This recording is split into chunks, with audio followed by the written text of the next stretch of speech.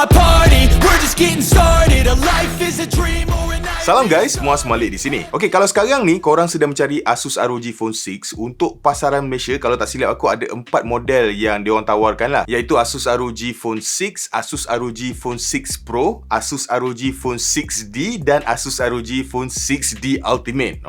Banyak betul diorang bagi kan. Tapi dalam banyak-banyak ni, aku rasa yang akan menjadi highlight adalah model yang baseline lah, 256GB Asus ROG Phone 6 dan 6D. Jadi apakah perbezaan di antara kedua-dua smartphone ni? Kalau kita tengok dari segi spesifikasi, tak ada banyak beza pun. Perbezaan utama dia adalah dari segi penggunaan chipset dia, iaitu pada Asus ROG Phone 6 ni dia menggunakan Qualcomm Snapdragon 8 Plus Gen 1, manakala pada Asus ROG 6D dia menggunakan chip MediaTek Dimensity 9000 Plus. Kalau dari segi dia punya design luaran, yang ni pun ada sikit beza lah, yang mana dia beza dari segi finishing pada bahagian back panel dia. Untuk Asus ROG Phone 6 dia punya finishing dia jenis glossy, manakala untuk Asus ROG Phone 6D dia jenis matte. Dan base model untuk 6 dan 6D ni, harga dia pun tak jauh beza. Asus ROG Phone 6 3600, manakala 6D 3500. Nampak? Dia ada beza RM100 je. Jadi mana satu yang patut korang beli kan?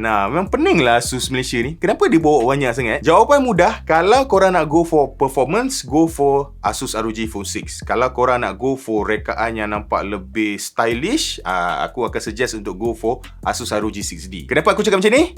Sini aku explain. Jadi untuk test kekuasaan untuk kedua-dua smartphone ni kan, aku buat 3D Mark Wildlife Extreme Test. Dan sebelum aku buat test ni, aku pastikan satu adalah bateri kedua-dua smartphone ni 100%. And kemudian yang kedua, aku letak pada brightness level yang paling tinggi sekali. Sebab untuk test ni kita nak tengok macam mana dia handle kepanasan maksimum, berapa banyak dia boleh handle. Kemudian kita nak tengok skor akhir antara kedua-dua smartphone ni. Dan last sekali of course lah, kita nak tengok berapa banyak dia makan bateri. So untuk 3D Mark Wildlife Extreme Test ni, aku buat sebanyak 2 kali sesi lah kan. Satu sesi tu 20 minit. So 2 sesi jadi 40 minit. Jadi untuk test yang pertama, Asus ROG Phone 6 menang lah kan. 2833 dia punya skor dia tu. Dan kemudian dia punya bateri daripada 100% turun ke 86%.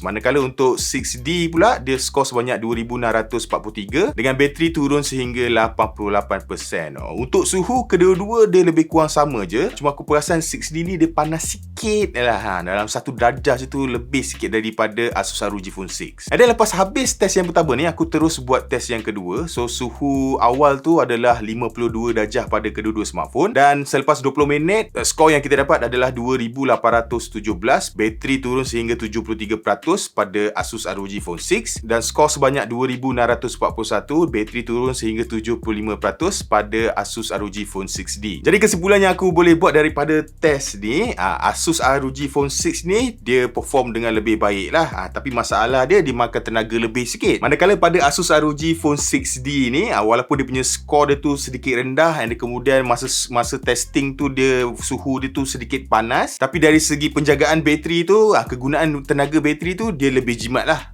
Dia jimat sikit. So persoalannya mana satu yang lagi bagus?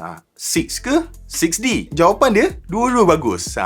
Klise kan aku punya jawapan ni. So kalau performance antara kedua-dua smartphone ni lebih kurang sama, aku rasa keputusan akhir sama ada nak pilih 6D atau 6 ni adalah lebih berpandukan kepada dia punya design rekaan back panel dia lah. So to be honest, aku sebenarnya memang macam agak pelik jugalah kan. Kenapa Asus Malaysia bawa masuk 2 jenis model untuk satu region? Sebab tak make sense kan. Sebab perbezaan harga antara kedua-dua smartphone ni beza RM100 je. Jadi kemudian kalau nak cerita dari segi performance pun, macam aku tunjuk orang tadi, macam tak legit pun kalau nak bandingkan, sebab performance pun lebih kurang sama je. So benda ni dia macam membuatkan end consumer akan rasa macam pening lah kan, tak tahu nak pilih yang mana satu. Aku rasa lagi baik kalau dia orang terus decide kan, nak bawa masuk yang mana satu. Nak bawa masuk yang Snapdragon ke, nak bawa masuk yang MediaTek kan, nak ikutlah kan. Tak payahlah bawa masuk dua-dua sekali kan, dah pening kepala. Tapi dalam masa yang sama juga, aku rasa ini mungkin adalah strategi Asus lah sebenarnya. Strategi dia orang adalah untuk menunjukkan kekuasaan sebenar kan, chip Dimensity 9000 Plus kan, chip daripada MediaTek ni. So kalau dapat sambutan yang baik, mungkin lepas ni in future dia orang tak payahlah kan buat Asus ROG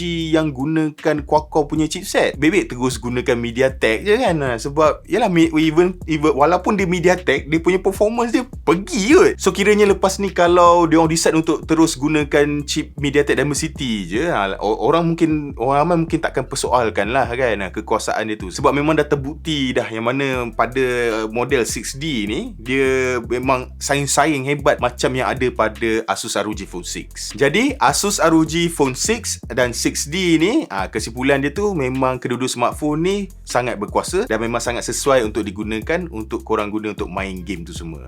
No doubt, memang pejam mata pilih je pun tak ada masalahnya. Cuma persoalan yang seterusnya, macam mana pengalaman menggunakan Asus ROG Phone 6 ni untuk kegunaan seharian? Di pandangan mata aku, dia ada pro and cons dia lah. So kalau nak cerita dari segi benda yang pro, of course lah dari segi dia punya design luaran. Kali ni untuk Asus ROG Phone 6 ni aku memang suka lah. Sebab pertama, dia punya rekaan dia tu nampak lebih matang. Dia still ada RGB, jangan risau. Kalau korang jenis yang suka berkelip-kelip tu, don't worry, benda tu memang ada. Tapi macam aku personally pada Asus ROG Phone 6 ni, aku memang terus turn off lah fungsi RGB tu kan. Aku tak tahu kenapa, maybe faktor usia kot. So aku macam dah tak minat lah berkelip-kelip lampu tu semua kan. Tapi kalau nak cerita dari segi rekaan keseluruhan ni, aku rasa Asus dia kena step up the game sikit lah kan, untuk kurangkan dia punya ketebalan, kurangkan dia punya berat tu. Tapi dalam masa yang sama, dia kena buat something lah kan untuk kekalkan performance thermal tu. Sebab yalah, kalau sekarang ni kita tengok kebanyakan smartphone dia dah makin ringan kan, makin nipis. So bila gunakan Asus ROG Phone 6 ni, dia terasa dia punya beban dia tu kan, dia punya chunkiness dia tu. So itu je lah kan, kalau benda yang aku harap dia orang boleh ubah pada masa akan datang. Dan kemudian untuk sebuah smartphone gaming, macam biasalah of course lah, Asus memang banyak letakkan feature-feature menarik yang membezakan Asus ROG Phone 6 ni dengan kebanyakan smartphone biasa lah. So antaranya benda yang paling ketara sekali adalah air trigger kan. Dari dulu pun memang ada air trigger ni, cuma air trigger dia sekarang makin advance lah. So dia menggunakan teknologi ultrasonic sensor. Ada kemudian selain daripada korang boleh just tap je, sekarang macam-macam korang boleh buat lah. Korang boleh register untuk swipe, kemudian ada dual tap, ada slide. Dia kira senang cerita dia lebih advance lah. Ada kemudian dia punya sentuhan dia tu memang very responsive lah, kena pula dengan dia punya haptic feedback yang memang tactile gila tu. So memang sedap lah bila gunakan air trigger dia ni. Ada kemudian tak ROG lah phone tu kalau dia tak ada Armoury Crate. Yang mana Armoury Crate ni dia adalah one stop center untuk korang tengok semua game korang. Korang juga boleh buat customization, buat profile khas kan untuk setiap game. Dan kemudian dalam ni juga korang boleh aktifkan X mode kan. Kalau pakai Aero Active Cooler tu boleh aktifkan X mode plus. Dan macam biasalah dalam game tu korang boleh aktifkan Game Genie. Tapi dia punya Game Genie ni nampak lebih moden lah, dia versi yang baru. Lepas tu untuk port pengecasan dia ada dua kan. Sama juga macam dulu, dia satu pada bahagian bawah dan kemudian satu pada bahagian tepi ni. Bagi aku dia punya rekaan ni memang make sense lah. So kalau macam korang selalu main game tu kan dalam bentuk landscape, so bila bateri nak habis, nak charge, cucuk dekat bahagian bawah je lah kan. Dah alang-alang dah bercerita berkenaan dengan charging ni, antara benda best yang diorang letak adalah aku rasa sistem bypass charging tu lah. Yang mana bila sistem bypass ni diaktif, dia takkan gunakan tenaga bateri untuk run smartphone tu. Dia akan terus gunakan tenaga USB. Dan kemudian dia juga ada penjagaan bateri steady charge kan. So dia boleh charge, kalau cucuk macam biasa, dia akan charge terus laju berdesup kan. Tapi bila korang aktifkan mode ni, dia akan charge secara steady je. Dan dalam masa yang sama juga korang boleh letak lah sama ada nak charge full pada 80%, 90% ataupun 100%. So tujuan dia orang buat macam ni adalah untuk menjaga lifespan bateri tu. Ada kemudian kalau cerita berkenaan dengan dia punya cooling kan, dia punya sistem penyujukan dia, dia gunakan sistem penyujukan yang baru, GameCool 6. Jadi dia punya rekaan dia tu sama macam dulu, dia letakkan chip pemprosesan dekat bahagian tengah. So tujuan dia orang buat macam ni adalah untuk distribute kepanasan tu dengan lebih cepat lah, lebih saksama, lebih adil lah. Ada kemudian size vapor chamber and graphite sheet dia pun memang lebih besar. Dan dekat sini pun aku berani cakap lah, yang mana Asus ROG Phone 6 ni adalah smartphone yang paling sejuk lah yang aku gunakan untuk smartphone yang run Snapdragon 8 Plus Gen 1. So antara kelebihan GameCool 6 ni, of course lah, bila time gaming tu dia boleh terima kepanasan yang tinggi, tapi dalam masa sama dia tak jejaskan performance. Tapi kalau nak lagi best, aku memang akan sarankan untuk korang dapatkan Aero Active Cooler 6 ni lah, yang mana dia akan bantu untuk dapatkan penyejukan yang lebih ekstra baik lah. And dalam masa sama kalau korang beli ni, dia ada tambah lagi 4 extra button dekat bahagian belakang ni. Aero Active Cooler 6 ni, dia dijual secara berasingan. Dan last kali benda yang best juga, Asus ROG Phone 6 ni masih lagi ada lubang 3.5mm headphone jack. Dan lubang 3.5mm headphone jack dia ni bukan kaleng-kaleng punya lubang. Dia sebenarnya support untuk 32 bit punya audio kan.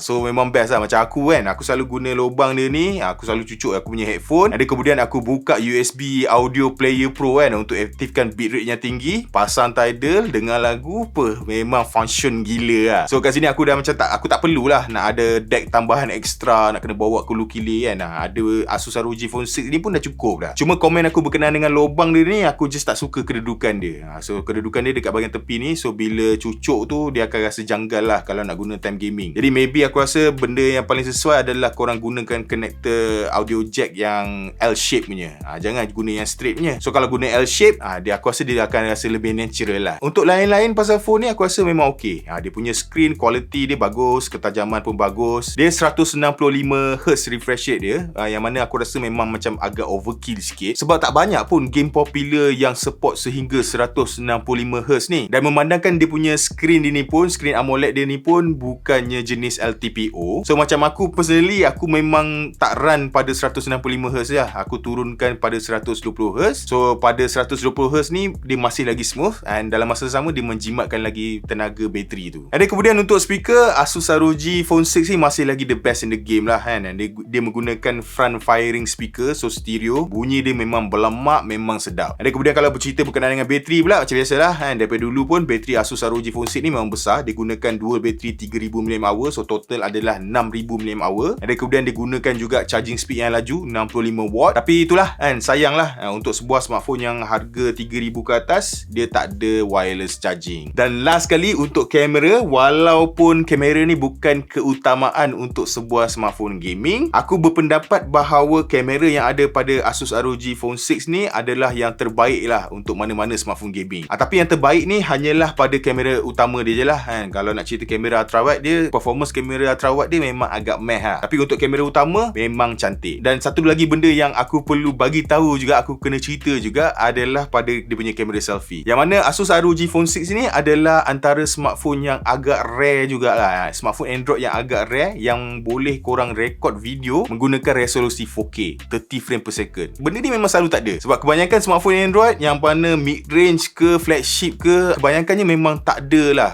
capability untuk record pada 4K. Selalunya pada dia sampai 1080p je kan. So bila boleh record 4K ni, kira benda yang agak menarik jugalah. Dan Asus ROG Phone 6 ni juga dia ada kalis air IPX4. Agak rendah lah kan. Kalau dia boleh tingkatkan lagi dia punya kekalisan air dan debu tu, aku rasa lagi baik lah. So aku rasa tu je lah kan, benda yang menarik berkenaan dengan Asus ROG Phone 6. Walaupun aku cerita berkenaan dengan Asus ROG Phone 6, benda ni dia reflect benda yang sama juga pada Asus ROG Phone 6D. Lebih kurang sama je. So macam aku personally, aku rasa memandangkan dia punya performance antara 6 dengan 6D ni macam tak ada jauh beza. Aku rasa aku memang, kalau aku nak belilah, aku akan go for Asus ROG Phone 6D. Reason dia satu je, sebab dia punya design belakang ni jenis matte.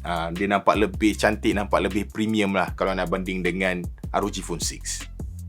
Jadi guys, aku rasa sampai di sini saja video kita untuk hari ini. Aku akan letak link pembelian untuk kedua-dua smartphone ni dalam description box di bawah. Dan macam biasa, kalau korang rasa video ni best, jangan lupa untuk tinggalkan like dan subscribe. Kita berjumpa lagi di video yang seterusnya. Bye-bye.